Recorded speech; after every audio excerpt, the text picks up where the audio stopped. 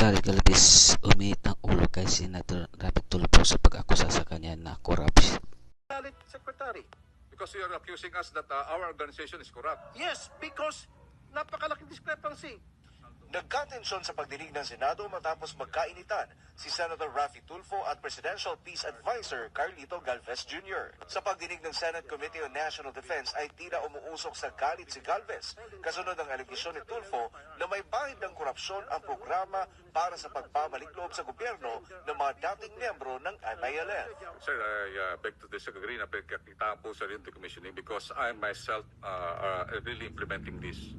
I would like to really to... Then show me proof. Kasi pag nakita ka sa akin ng proof, then babawiin ko. I will show proof, sir.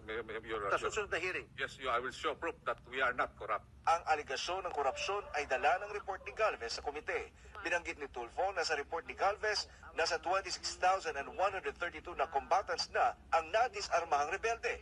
Pero nasa 4,625 lamang na armas ang naisuko sa gobyerno. Ang bawat combatant ay tumanggap ng tig 100,000 piso ay naman kay Galvez. Para kay Tulfo, may anomalya rito dahil ang cash grants na naipamahagi ng gobyerno ay umabot na sa 2.6 bilyong piso. O, anong patunay na siya ay miyembro ng MLF? Ang isang patunay dyan yung barel para mabigyan siya ng cash assistance na 100,000 pesos.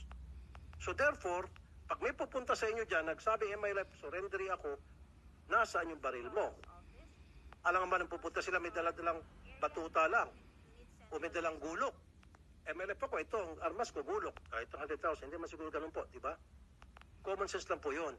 So malaking anomalya. Nang sinabi ni Galvez na hindi sila korap, ay nilinaw naman ng senador na hindi si Galvez ang kanyang tinutukoy, kundi ang mga tao na nasa kanyang organisasyon ang posibleng korap.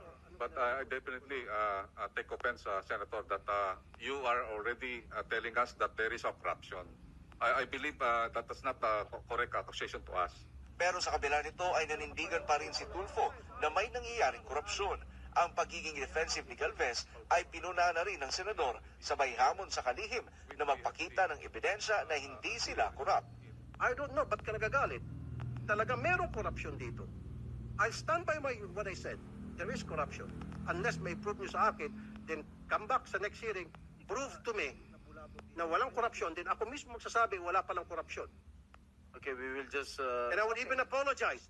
Para sa Diyos at sa Pilipinas kung mahal.